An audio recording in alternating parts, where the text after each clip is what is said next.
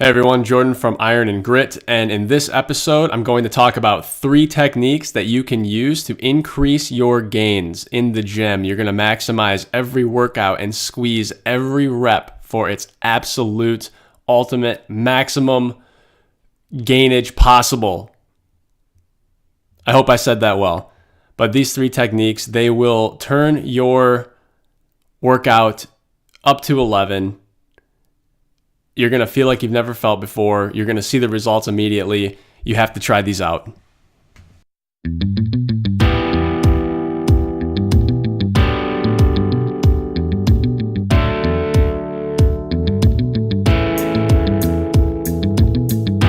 Hey everyone, Jordan Hosbine here with the Iron and Grit podcast. And today I want to talk about 3 techniques that you can incorporate into your training routine that are going to help you build more muscle.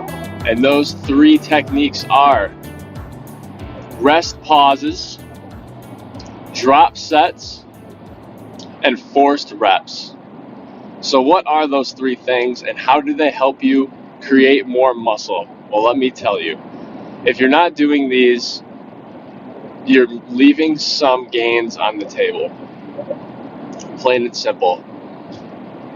There's more in the tank after every workout, no matter what.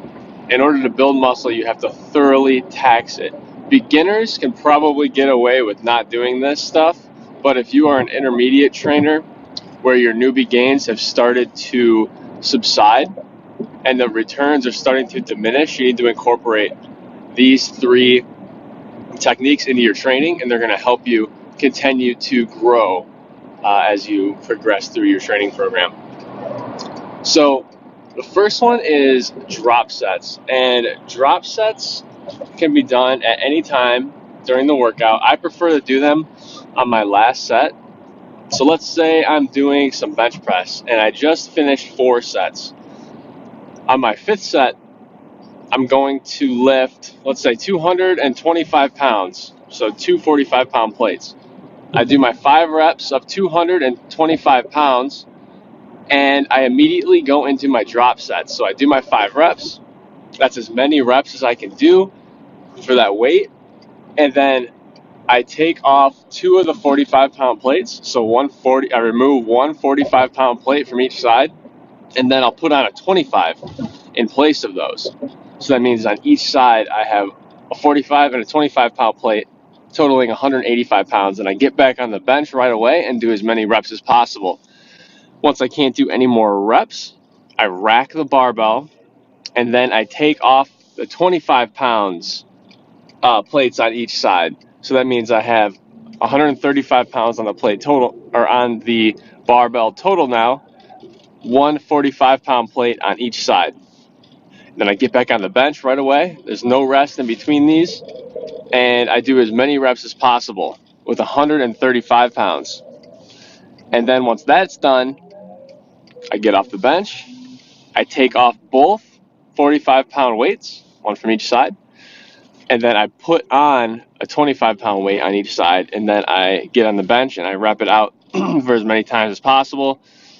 And then once I'm done with that, I take off the 25-pound plate, and then I get back on the bench and I just rep the bar out for as many times as you can until you hit absolute failure and you can't lift anymore. You can't even lift the bar. And it's going to look funny to people in the gym, but you're going to be sweating bullets. Your arms are going to be shaking. Your chest is going to be on fire.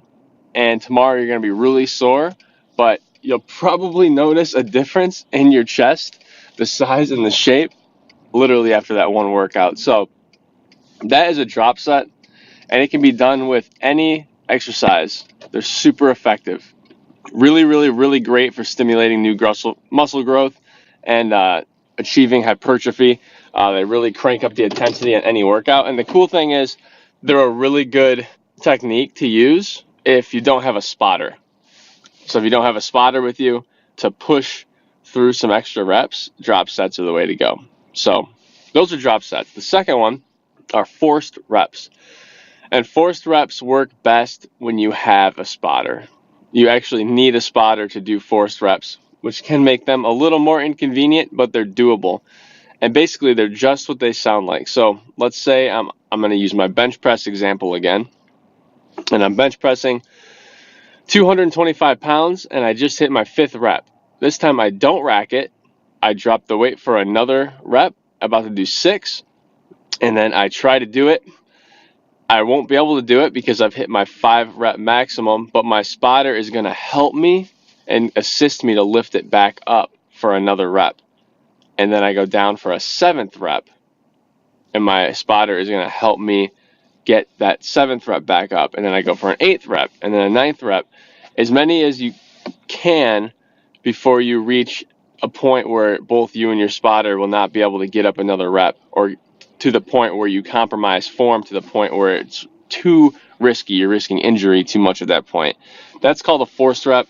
They're very effective. I wouldn't say they're more effective than drop sets, but they are very effective because you're still using a very heavy load at a very high intensity threshold, the maximum intensity that you could possibly do for a rep at that point in time, because you have so much accumulated fatigue from the prior reps that you've been doing.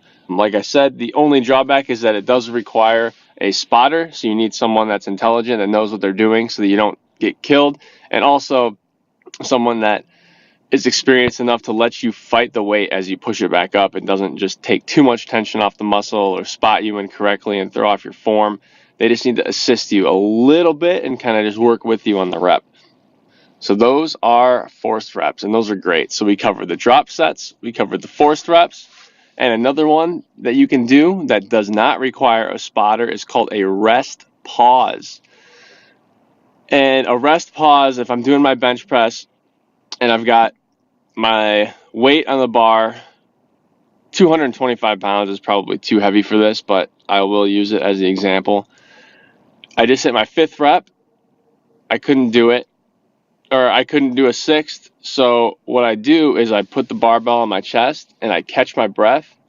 And then once I catch my breath and rest for a minute and regather my strength and rebuild up some of that ATP energy in my muscle, and that fatigue subsides a little bit, then I force out one other rep.